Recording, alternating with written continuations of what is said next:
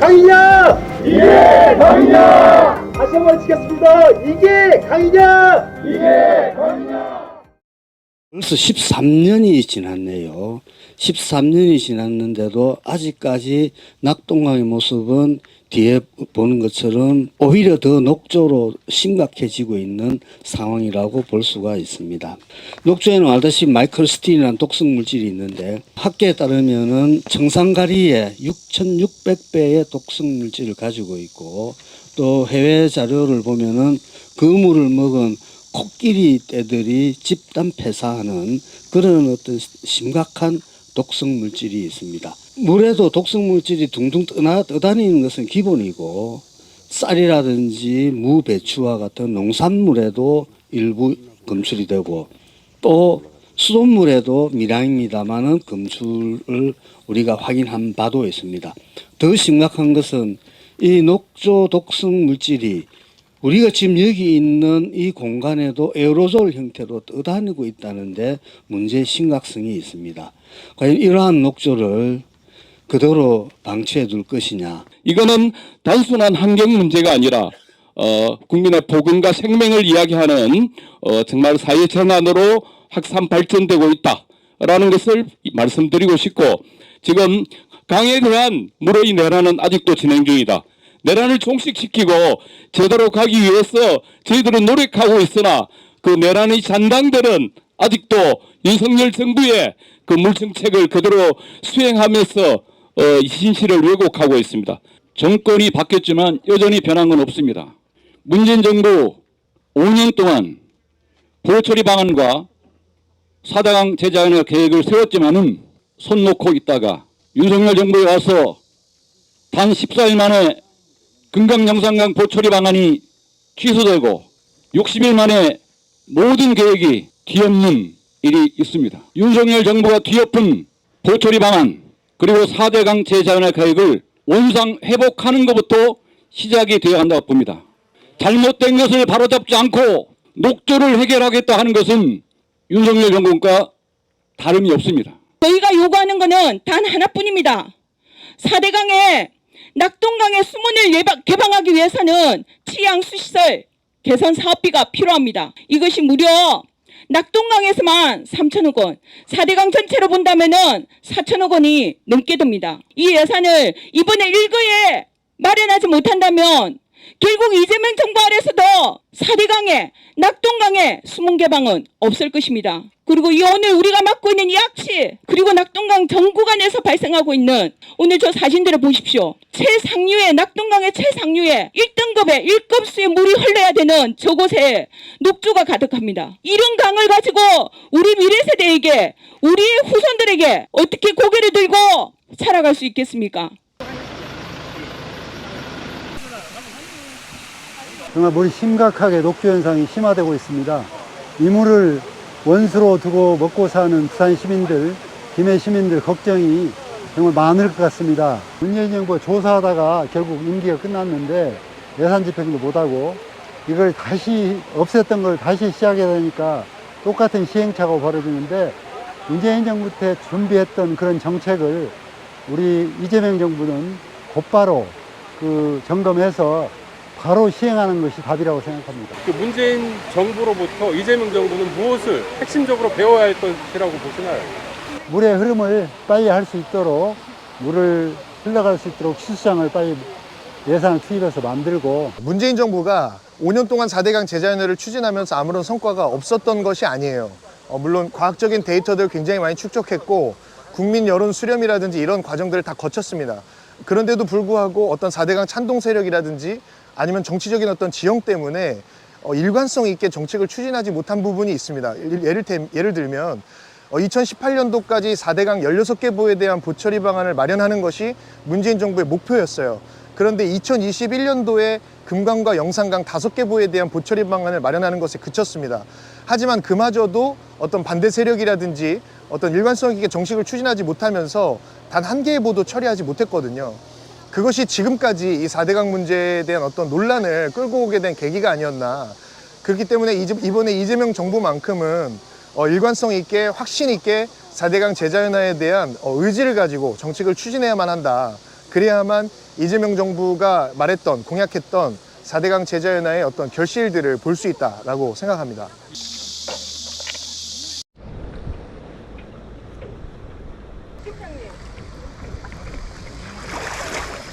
유속이 낮아지고 그래 되니까 이런 뻘들이 가는 흙들이 쌓여요. 여기에 유기물까지 같이 쌓여요.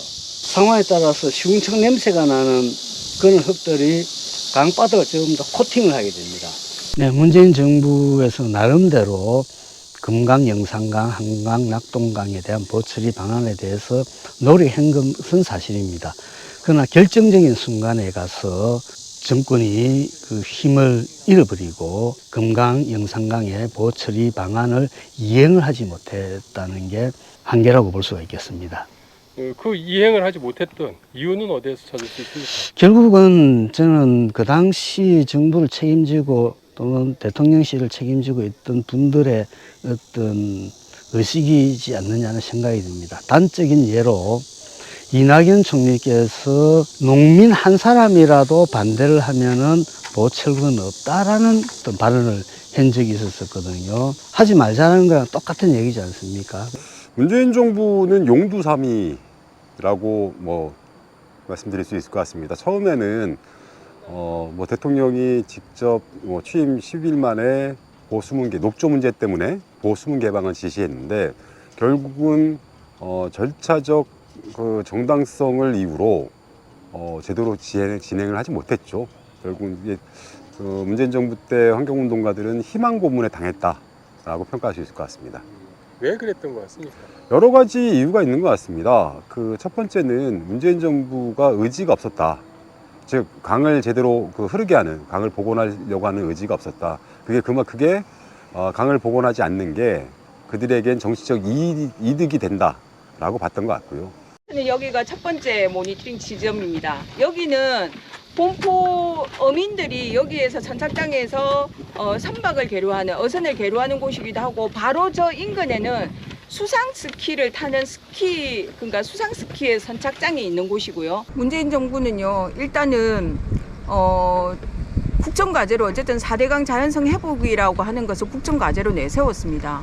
그런데 이 그리고 수문도 먼저 개방을 했고요.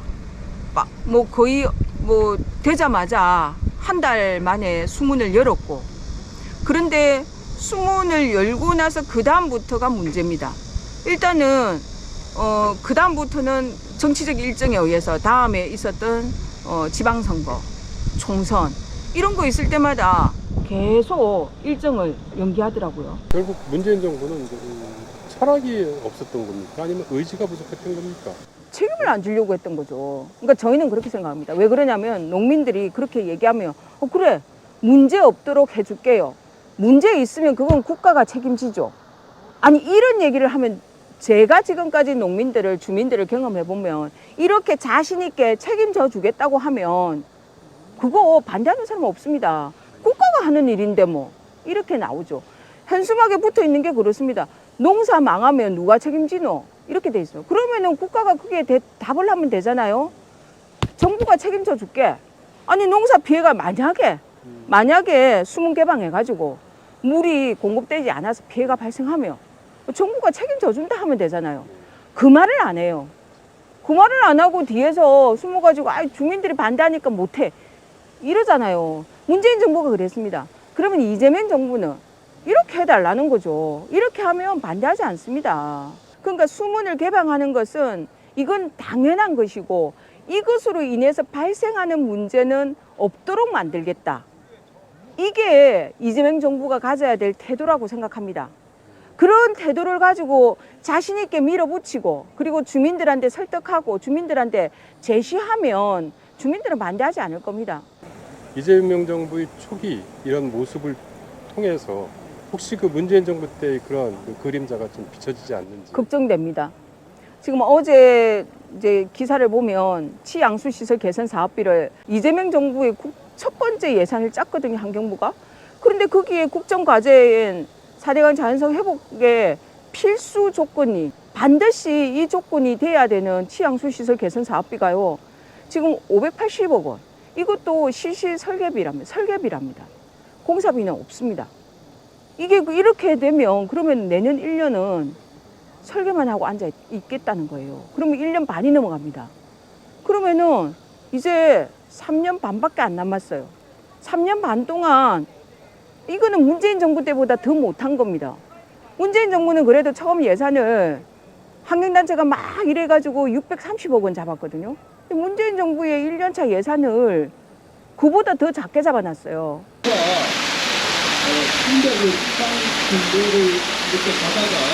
여기서 물고기를 잡고 생계를 유지하던 어민의 수가 많았는데 그의 어민은 이제 다 떠나고 이 강의 생물 다양성은 이제 낙동강에 녹조가 가장 많이 생기고 보들이 집중되어 있는데 이곳의 그 정치 지지율의 그 어떤 변화를 굉장히 민감하게 받아들였고 거기서 지지를 획득하고자 했으나 그 실질적으로 이 반대의 주체는 뭐 국민의힘이나 또 농민들을 앞에 내세워서 복개방을 실질적으로 그 실행하지 않는 지방 정부의 그런 입장들이 결합됐는데 뭐 지방선거나 총선에서 좀 유의미한 득표나 의석을 차지하고자 했던 그런 전략이 오히려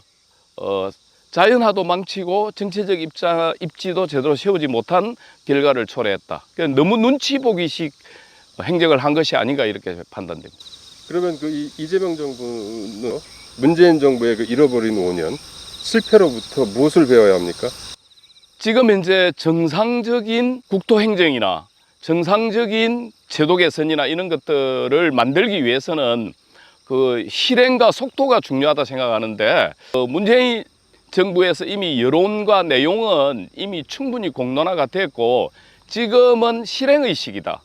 그래서 더 이상의 뭐 공론화나 의견을 청취하는 것은 무의미하다고 보고 초기에 적극적 정책을 수행하는 것이 필요하다고 생각합니다.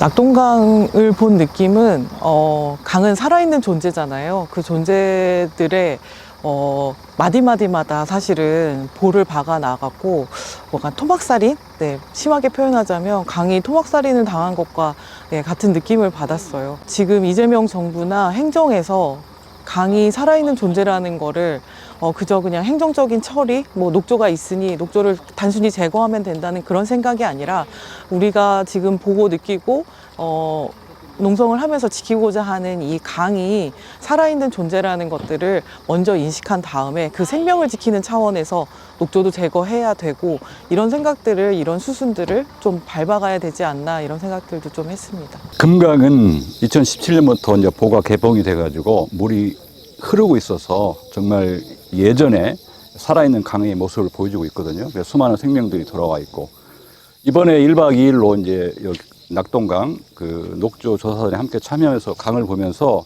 이게 강인지 호수인지 저수지인지 구분이 안 갔고 물의 흐름이 없기 때문에 그 다음에 수온이 높아지면서 지금 녹조가 아주 창궐한 모습을 보면서 이러한 물을 가지고 농사 짓고 식수로 쓰고 있고 또 이것이 공기 중에 에어졸로 해서 많은 시민들에게 위험을 주고 있는데도 불구하고 현 정부가 볼을 막은 상태에서 녹조 문제를 해결하겠다는 이러한 것들은 이제 당장 그만두고 정말 낙동강의 재난 사태를 선포하고 14년째 되고 있는 이 녹조를 이제는 끝장을 내야 한다. 그것이 우리 대통령에게 꼭 하고 싶은 얘기입니다. 정말 이곳은 민생의 가장 최전선입니다. 우리 대통령께서 낙동강에 한번 오셔가지고 강의 모습이 어떤지 그리고 금강에 오셔가지고 살아있는 강의 모습이 어떤지를 꼭 보기를 부탁드리겠습니다.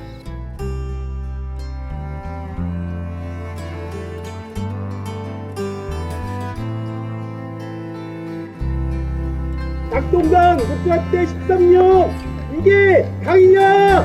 이게 강이냐? 분노를 담아서 다시 한번 하시겠습니다. 이게 강이냐? 이게